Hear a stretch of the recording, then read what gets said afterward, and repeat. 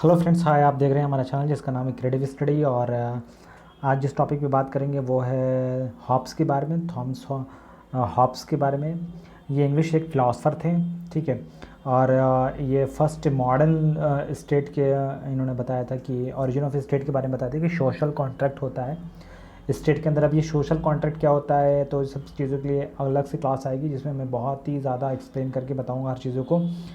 According to Hobbs के हिसाब से स्टेट जो सॉवरेन होना चाहिए, स्टेट के हैज़ अ मोनोपोली होनी चाहिए। जो उन्होंने बताया कि स्टेट की जो मोनोपोली है ओवर द पावर, उस चीज़ के बारे में उन्होंने बताया कि क्या होना चाहिए कि no natural right, no legal right वगैरह अगर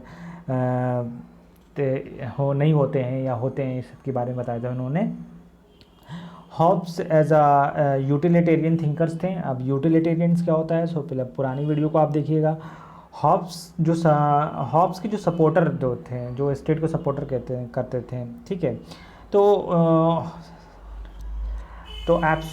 एब्सोल्यूटिज़म्स के बारे में बताते थे। हॉब्स के जो एब्सोल्यूट स्टेट जो उसको कहते हैं जिसके अंदर ऑल पावर जो होता है वो कहीं ना कहीं स्टेट के पास होता है, ठीक है। उन्होंने एक बुक लिखी थी लिवाइथन बोलते हैं, ठीक है, 1965 में। और उन्होंने 90 नेचुरल लॉ के बारे में बताया था। अब उन्होंने बताया था कि जो इंडिविजुअलिज्म के बारे में बताया था कि उनकी मैथडोलॉजी जो थी इंडिविजुअलिस्टिक्स थी और नॉर्मेटिव इंडिविजुअलिस्टिक थी। और वो व्हाट ऑट टू बी के बारे में बताते थे, व्हाट इज़ टू की जगह व्हाट ऑट टू बी के बारे में बताते थे। और वो जो capitalist Hobbes as a scholar of capitalist, जो वहाँ के जो अमीर लोग थे उनके बारे में उन्होंने बताया है। अब जैसे थोड़ी सी चीज़ें मैं आप बात करेंगे यहाँ पे कि हॉब्स की जो यूटिलिटेरियनिज़म जो उनकी सोच थी उसके बारे में, कि वो हमेशा कहते थे कि इंसान जो है वो मटेरियलिस्टिक नेचर का है, मतलब कि उसको पैसा दौलत चाहिए ज़्यादा। इस वजह से इंडिविजुअलिस्टिक के बारे में बताया कि उसकी जो हमेशा पैसा दौलत चाहिए उसको, हमेशा अपने रिलैक्स के बारे में, प्लेजर की चीज़ें चाहिए होती है, वो हमेशा अपने पेन को कम करना चाहता है। तो इन सब चीज़ों के बारे में बताया। और हॉब्स ने एब्सोल्यूटिज्म थ्योरी दी थी जिसके अंदर की पूरी स्टेट के अंदर पावर होनी चाहिए। ये एक मॉडर्न थिंकर थे जो मैंने बताया। सोशल कॉन्ट्रैक्ट जो है वो सोशल कॉन्ट्रैक्ट में तो ह्यूमन नेचर के बारे में बताया कि ह्यूमन नेचर है कैसा।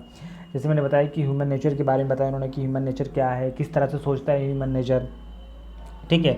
लिबर्टी में उनके जो लॉज थे एज अ साइलेंट थे, उन्होंने ज़्यादा लिबर्टी के बारे में नहीं बताया। हॉब्स की जो कॉन्सेप्शंस ऑफ लॉ थे जो थे, तो वो थे command of the sovereign law जो है। उन्होंने डिफरेंट स्कूल्स ऑफ लॉ के बारे में बताया, जैसे नेचुरल लॉ ऑफ रीजंस होता है, उनके रिलीजियंस जैसे गॉड पे, फेथ पे जो होता है, पॉजिटिव एंड एनालिटिकल लॉज हैं, कस्टमरी लॉज हैं। तो इन सब चीज़ों के बारे में बताया उन्होंने।